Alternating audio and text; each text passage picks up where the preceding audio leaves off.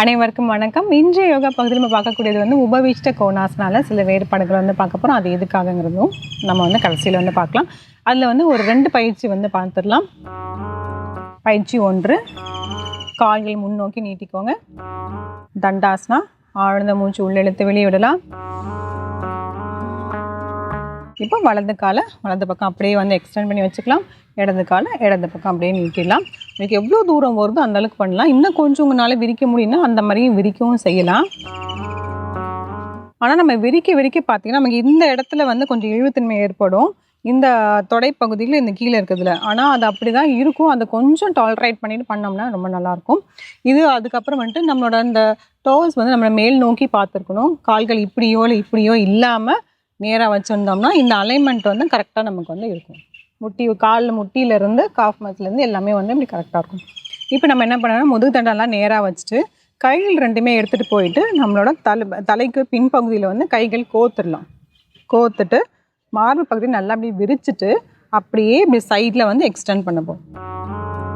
இந்த எல்போ வந்து கீழே இப்படி கொண்டு போயிடலாம். மறுபடியும் வலது பக்கம் கீழே போகும்போது கைகள் இப்படி சுருக்காமல் இப்படி நல்லா விரிச்சியே வைக்கணும். கைகள் அந்த எல்போ விரிக்கும் போது தான் உங்கள் மார்பு கூட நல்லாவே விரியும். அப்படியே இடது பக்கம் நடுவில் சென்டரில் வந்துடுங்க. அதுக்கப்புறம் வலது பக்கம் 2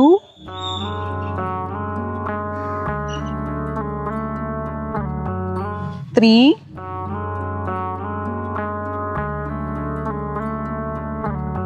4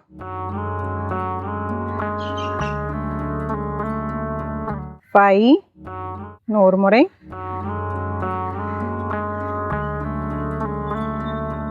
6 தளர்த்திக்கலாம். ஒரு ஆழ்ந்த மூச்சு உள்ள இழுத்து வெளியே விடலாம்.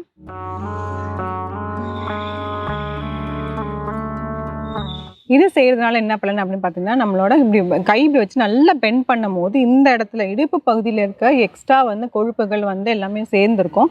அது வந்து நல்லாவே உங்களுக்கு கம்மியாகும். இப்போ எப்படி பெண்களாலும் சரி ஆண்களாக இருந்தாலும் சரி இந்த இடுப்பு பகுதி எப்படி குறைக்கணும் வந்து ரொம்பவே முயற்சி பண்ணுவாங்க. அதுக்கு இந்த மாதிரி பயிற்சிகள்லாம் பண்ணவே வந்து நல்லாவே வந்து இதாக இருக்கும். ஆனால் பண்ணும் போது வந்து நீங்கள் நிறைய டைம் நிறைய ரவுண்ட்ஸ் பண்ணணும், நிறைய நாள் வந்து பண்ணணும். அட்லீஸ்ட் வந்து ஒரு 10-15 நாளாக நம்ம தொடர்ந்து வந்து இது செஞ்சுட்டே வந்தோம்னா பலன்கள் வந்து இருக்கும். ஒரு நாளோ 2 நாளோ செஞ்சுட்டு நமக்கு வந்து குறையிலேன்னு வந்து நம்ம சொல்லக்கூடாது. இப்போ அடுத்தது வந்து பயிற்சி 2க்கு வந்து போயிடலாம். இதே மாதிரி தான் உபவிஷ்ட கோணாசனாலே இருக்கலாம். இருந்துட்டு ஒன்றும் இல்லை, நம்ம இடது கையை கொண்டு போயிட்டு வலது கால் கிட்ட கொண்டு போய் இப்படி வச்சு கையை வந்து இப்படி ஃபுல்லாக வந்து திருப்ப போகிறோம். இது தொடர்ந்து வந்து செஞ்சுட்டே இருப்போம். வலது பக்கமும் இடது பக்கமும் செஞ்சுட்டே வருவோம். ஒவ்வொரு டைம் பண்ணும் போது வந்து கொஞ்சம் ரிலாக்ஸ் பண்ணிட்டு பண்ணுங்க. அப்படி இல்லைன்னா சில பேருக்கு வந்து அந்த ஃபாஸ்ட்டாக பண்ணும் போது பார்த்தீங்கன்னா தலை வலிக்க ஆரம்பிச்சு இல்லை தலை சுற்றுற மாதிரி ஆகிடும். அதனால ஒவ்வொரு போஸ்லையுமே வந்து ஒரு 2 வினாடிகள் இல்லை 3 வினாடிகள் வந்து இருந்துட்டு அதுக்கப்புறம் அடுத்தது வந்து பண்ணலாம். கை முடிஞ்சால் இங்கே தொடலாம். அப்படி இல்லைன்னா இங்கே தான் வைக்க முடிந்தாலும் இங்கேயும் வச்சுக்கலாம்.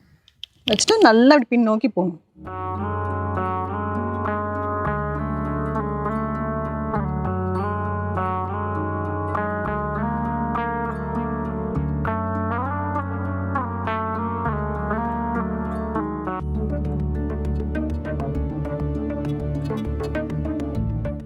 கொஞ்சம் இப்படி முன்னோக்கி வந்தோம்னா இந்த விரலை வந்து இப்படி பிடிக்கலாம். நல்லா ட்விஸ்ட் பண்ணி பின்னாடி பார்க்கணும்.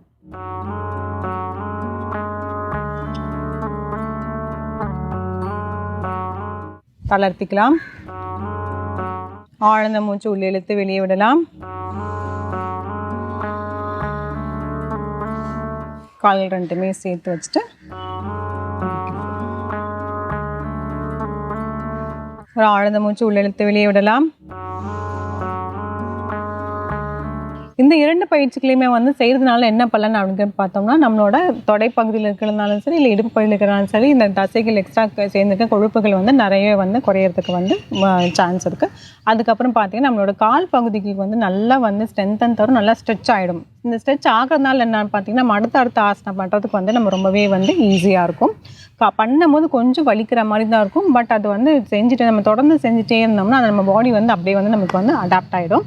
இந்த ஆசனம் செஞ்சு பாருங்கள். மீண்டும் அடுத்த பகுதியில் சந்திக்கலாம். நன்றி, வணக்கம்.